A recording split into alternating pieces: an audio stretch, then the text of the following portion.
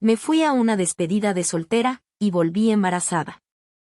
Me llamo Gabriela Mendoza, nací en Fresno, California, en una familia donde la decencia era una armadura y el sacrificio una herencia.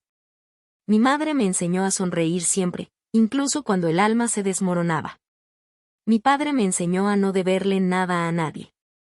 Y yo, aprendí a cargar con culpas incluso antes de cometerlas. Crecí siendo esa hija que todos admiraban, ordenada, estudiosa, callada. Nunca rebelde, nunca impulsiva.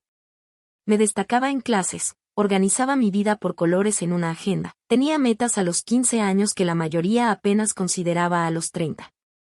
Siempre supe que quería, estabilidad, respeto, amor. O eso creía. Me gradué con honores en administración de empresas y me mudé a Boston a los 24, buscando distancia del nido para demostrarme que podía volar sola. Conseguí un empleo en una firma contable, un pequeño estudio donde la presión era constante pero el crecimiento profesional real. En esa ciudad aprendí a caminar con prisa, a hablar sin acento, a fingir seguridad en salas llenas de hombres trajeados que me subestimaban por joven y por latina. A los 27, ya vivía en un pequeño departamento en Summerville, con plantas que morían y revivían según mi ánimo, una rutina que me protegía de la incertidumbre, y una lista de cosas que hacer antes de los 30.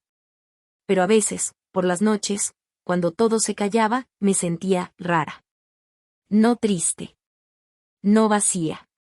Solo como si algo faltara y no pudiera ponerle nombre. No era el amor lo que faltaba. O eso pensé hasta que conocí a Ismael. No fue en una fiesta, ni en una cita, ni en alguna app. Conocí a Ismael en un curso de finanzas sostenibles al que mi jefe me obligó a asistir. Era jueves por la noche, pleno otoño. Recuerdo que llegué tarde, con el abrigo empapado por la llovizna, y sin ganas de nada. La sala era pequeña, apenas 20 personas. Él estaba en la esquina del fondo, escribiendo con una letra diminuta y perfecta en una libreta negra. Cuando terminé de acomodarme, levantó la vista y nuestras miradas se cruzaron. Fue un segundo, pero lo recuerdo como si hubiese sido más largo que el resto de la clase. No hablamos hasta la segunda sesión. Me ofreció café, me preguntó si también trabajaba en consultoría. Tenía una voz calmada, profunda, con un leve acento que no logré ubicar de inmediato. Me dijo que era de origen libanés, pero nacido en Nueva York, hijo de inmigrantes también. Hablamos poco, pero con una naturalidad extraña, como si ya supiéramos lo que el otro iba a responder. Durante las semanas siguientes, fuimos sentándonos cada vez más cerca. A veces intercambiábamos apuntes, otras veces solo bastaba un gesto para entendernos.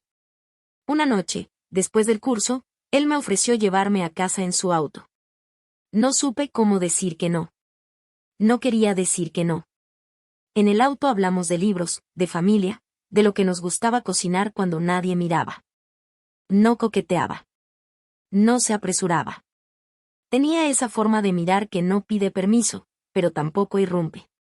Yo, que siempre había estado con hombres intensos o desordenados, sentí que había encontrado a alguien que me hacía respirar de otra manera.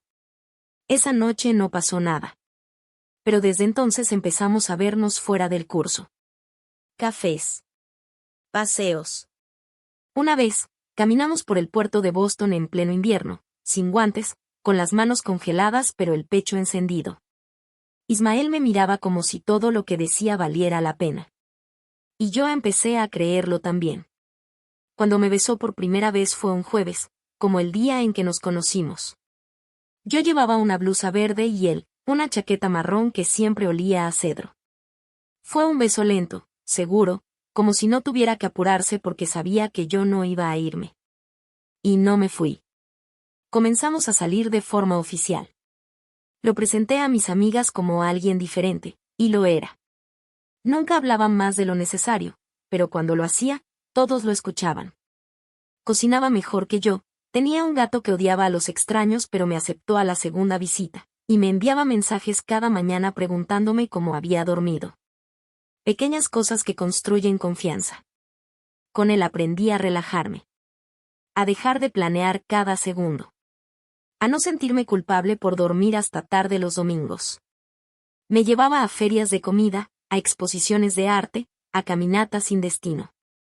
Me mostró su barrio de infancia en Queens, su cafetería favorita, las cartas que su abuela le enviaba desde Beirut. No era perfecto. A veces callaba demasiado. O se encerraba en sí mismo cuando algo lo preocupaba. Pero era bueno. Y paciente. Y me hacía sentir que, por una vez, yo no tenía que ser la fuerte todo el tiempo. A los pocos meses, ya compartíamos casi todo. Nos turnábamos para cocinar, hacíamos compras juntos, planeábamos las vacaciones como si fuéramos un matrimonio joven sin papeles. Dormía más en su departamento que en el mío.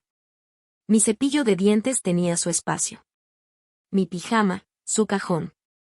Y entonces, un día cualquiera, me miró a los ojos mientras veíamos una película y me dijo, ¿te imaginas esto todos los días, por el resto de nuestras vidas? No respondí de inmediato. Pero lo pensé todo el camino de regreso a casa. Y sí, me lo imaginaba. Ismael y yo no fuimos una pareja impaciente. No nos apresuramos a decir te amo, ni a prometer un para siempre que no entendíamos del todo. Fuimos lentos, observadores, de esos que miran al otro en silencio y se aprenden cada gesto, cada sombra de humor, cada suspiro cargado de algo que no se dice con palabras. Después de un año juntos, ya conocíamos las manías del otro de memoria. Él no soportaba que le cambiaran el orden de los libros en su estantería, y yo necesitaba dormir del lado izquierdo de la cama, aunque fuera un hotel.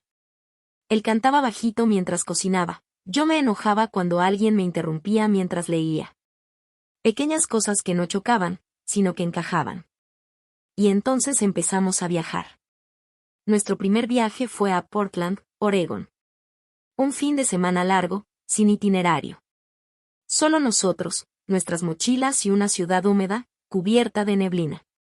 Dormimos en un Airbnb que tenía olor a madera vieja, comimos en puestos callejeros, caminamos bajo la llovizna sin que nos importara mojarnos. Recuerdo que me tomaba fotos sin que yo lo notara. Luego me las mostraba y me decía que así era como él me veía, espontánea, viva, desordenadamente bella. Después vino Charleston, luego San Francisco, y más tarde un recorrido en auto por todo Nueva Inglaterra. Nos perdimos en carreteras secundarias, discutimos por direcciones, compartimos playlists y momentos de silencio que no eran incómodos. Nos acostumbramos a los trayectos largos y a los desayunos en moteles. Empezamos a imaginar destinos más lejanos. Grecia, quizás. Japón. El sur de España. No hablábamos de casarnos todavía. Yo no lo presionaba. Él parecía cómodo así. Pero en cada paso, cada viaje, cada plan a futuro que surgía sin forzarlo, la idea de una vida juntos se volvía más sólida. Conocimos a nuestras respectivas familias poco a poco. Él vino a Fresno y se sentó en la sala de mis padres como si hubiese vivido allí toda su vida. Mi madre lo adoró desde el primer momento. Mi padre tardó más en ablandarse, pero terminó diciéndome en privado, ese muchacho tiene el carácter que tú necesitas. Yo no supe si eso era un halago, pero me hizo sonreír igual. Luego fui a Queens, a la casa donde él había crecido. Me mostró fotos de su infancia, me cocinó comida libanesa con las recetas de su abuela. Su madre era dulce, algo reservada, pero sus ojos decían que confiaba en mí. Fue la primera vez que me sentí parte de otra familia que no era la mía. En cada paso que dábamos, me sentía más tranquila. Como si todo lo que había soñado empezara, al fin, a tener forma. Y sin embargo, algo en mí temblaba. No por miedo, sino por la intensidad de la estabilidad. Como si el caos que me había rodeado antes quisiera colarse de nuevo. Pero lo ignoré. Cerré la puerta. Y seguí adelante. Un día de enero, mientras caminábamos por el Boston Common cubierto de nieve, Ismael me tomó la mano y, sin mirarme, dijo: «Quiero que te quedes para siempre».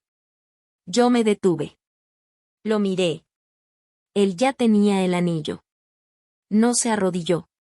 No hizo una gran escena. Solo me mostró esa pequeña sortija de oro rosa con un zafiro azul y dijo: «Si tú quieres, claro». Y claro que quise.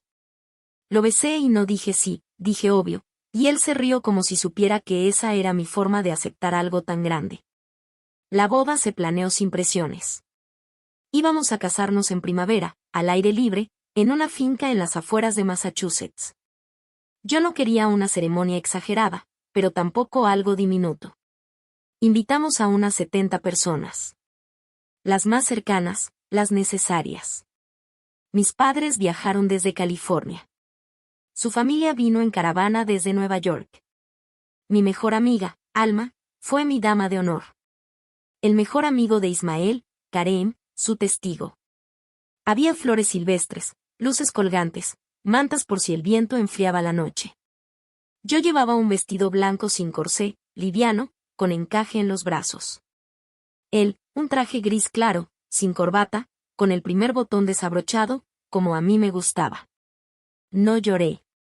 No porque no sintiera emoción, sino porque me sentía segura.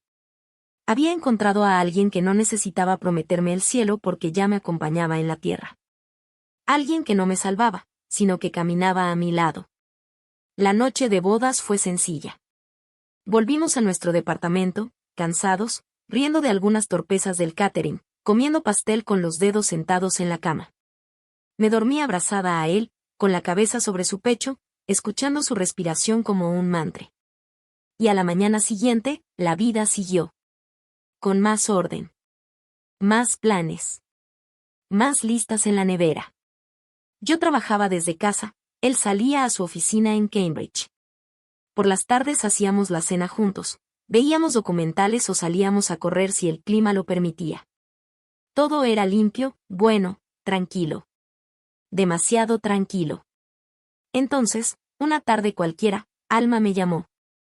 Con su tono entusiasta de siempre, me dijo: Gaby, tengo la idea perfecta para tu despedida de soltera. Yo reí, le recordé que ya estaba casada. Ella insistió. Dijo que no importaba, que era una forma simbólica de cerrar mi etapa de soltera. Que lo hacían en su grupo de amigas, incluso después del matrimonio. Un juego. Una excusa para viajar entre chicas. Un fin de semana. Solo tú, yo, las chicas de la oficina, unas copas, música, nada de locuras. ¿Qué dices? Y yo, por primera vez en meses, sentí ese cosquilleo de sí, ¿por qué no? Acepté. No porque me faltara amor. No porque dudara de Ismael.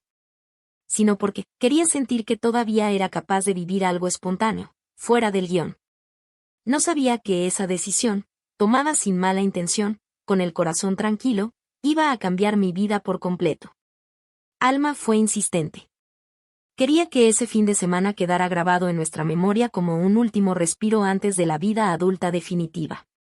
No importaba que ya estuviera casada, ni que todo lo que antes había deseado lo tuviera con Ismael. Según ella, toda mujer necesita volver a sentirse soltera por un instante, aunque solo sea en broma. Yo me reí. Al principio. Pero con el paso de los días, algo dentro de mí se abrió a la idea. No por desamor, no por rebeldía, sino por agotamiento. Me pesaban los días iguales, la rutina perfecta, la corrección de todo. Me amaban, sí. Pero no me deseaban como antes. No me extrañaban, porque estaba siempre allí. La vida con Ismael era maravillosa, pero también predecible. Y aunque suene ruin decirlo, necesitaba que algo me sacudiera. Así que acepté. Dijimos que sería un viaje corto, solo el fin de semana. Las chicas de la oficina se sumaron, Alma, Clarissa, Jane y yo. Destino, Las Vegas. Parecía el cliché perfecto. No íbamos a buscar escándalos, eso lo dejé claro. Yo lo juré. Ni strip clubs ni hombres con camisas abiertas y cadenas de oro. Solo música, risa, tragos y descanso. Pero Las Vegas tiene ese algo. No es solo una ciudad. Es una posibilidad peligrosa envuelta en luces y alcohol barato. La primera noche fue lo que esperábamos: cócteles, fotos, bailes, una terraza con luces de colores, y esa sensación de que el mundo no nos debía explicaciones. Volvimos al hotel antes de las 2 de la mañana, cansadas, felices, maquilladas aún pero con los pies destrozados por los tacos. La segunda noche, Alma quiso subir la apuesta. Nos llevó a un lounge privado, uno que conocía porque su primo trabajaba allí. Música más íntima. Gente con dinero. Mesas con botellas reservadas. Y un grupo de hombres sentados al fondo, vestidos con discreción elegante, riendo como si nada les doliera. Ahí lo vi. Él. No recuerdo su nombre al principio. Solo sus ojos. Oscuros, directos, seguros. No tenía el cuerpo de un modelo ni la arrogancia de alguien que se sabía deseado. Pero tenía presencia. Y cuando nuestras miradas se cruzaron por segunda vez, supe que algo se había roto. No fue inmediato. Nos acercamos solo por cortesía. Un trago. Una conversación breve. Preguntas superficiales. Pero cuando su mano rozó la mía, sin querer, algo se me activó. Algo que llevaba meses dormido. Y no fue deseo. Fue hambre. De atención. De peligro. De salir de la jaula dorada del amor perfecto. Su nombre era Noel. Aunque luego, en la confusión del todo, ese nombre me parecería incluso falso. Me dijo que era de Seattle. Que había venido con amigos. Que le gustaban las mujeres que sabían lo que no estaban diciendo. Le pregunté qué quería decir. Se rió. Y de algún modo, esa risa fue la puerta. Bailamos. Sin rozarnos apenas. Hablamos. Sin decir nada realmente importante. Bebí más de la cuenta. Lo suficiente como para no sentir culpa. Lo justo para que mi piel dejara de ser prudente. Y cuando me dijo que volvería a su habitación y que si yo quería solo hablar un rato más, no lo pensé. Mentí. Les dije a las chicas que tenía dolor de cabeza y que me adelantaría al hotel. Ellas no preguntaron. Nadie sospechó. Fue una sola noche. Pero me cambió para siempre. Volví a casa el lunes por la mañana, con las gafas oscuras puestas y la garganta aún seca. Ismael me esperaba con café recién hecho, el desayuno listo, y una sonrisa de esas que te abrazan desde el umbral. Me dijo que me había extrañado. Yo fingí que yo también. Y no era del todo mentira. Lo había extrañado, como se extraña una isla segura cuando estás navegando aguas inciertas. Durante las primeras semanas, nada parecía diferente. Seguía haciéndole el café como a él le gustaba. Seguía acariciándole la espalda antes de dormir. Seguía diciendo te amo cada vez que colgábamos una llamada. Hasta que algo en mi cuerpo empezó a cambiar. Al principio lo atribuí al estrés. Las náuseas, el sueño constante, los pechos sensibles. Después al ciclo menstrual. Lo ignoré. Me autoengañé. Pero los días pasaron. Y el retraso se volvió un grito interno. Fui a la farmacia a escondidas. Compré 3 pruebas. Hice las 3 en el baño del trabajo. Las 3 dijeron lo mismo. Positivo. Me temblaron las piernas. El mundo pareció inclinarse. Todo se volvió eco. Cerré los ojos esperando que fuera un error. Pero no. Lo sabía. Lo sentía. Ese retraso no era una casualidad. Era un castigo. Era una consecuencia. No sabía de quién era. No podía saberlo con certeza. Pero el cálculo no me favorecía. Ismael y yo no habíamos tenido intimidad esa semana. Y mi memoria, cruel y precisa, me recordó que la noche con Noel había sido sin protección. Un acto torpe, desesperado, y ahora irreversible. No dije nada. Durante días, caminé con ese secreto como si cargara una bomba silenciosa. Dormía junto a Ismael, llorando por dentro. Me duchaba más tiempo de lo normal. Me tocaba el vientre como si pudiera borrar lo que crecía en mí. Una tarde, mientras cocinábamos juntos, él me rodeó por la espalda, apoyó la barbilla en mi hombro y me susurró. ¿Estás bien? Últimamente estás lejos. Me giré, lo miré a los ojos. Quise decirle. Pero no pude. Solo respondí. Estoy cansada. Y volví al guión. Pasaron semanas. Fui al médico sola.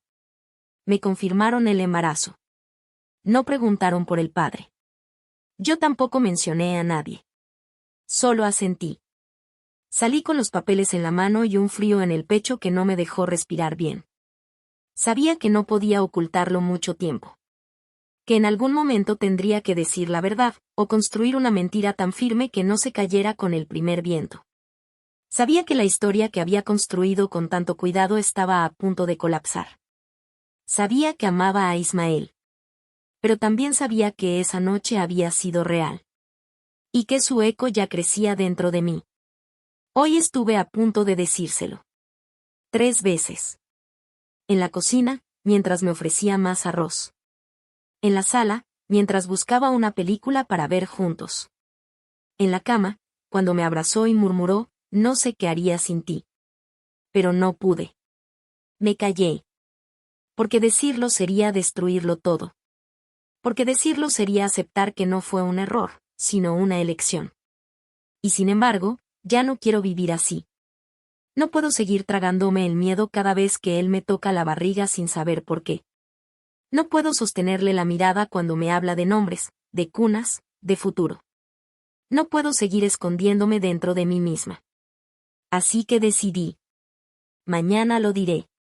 Mañana, cuando el café esté servido, cuando la casa esté en silencio, cuando no haya testigos más que el reloj y nuestra historia. Mañana le contaré que me fui creyendo que era fuerte, y regresé con una culpa que no puedo lavar.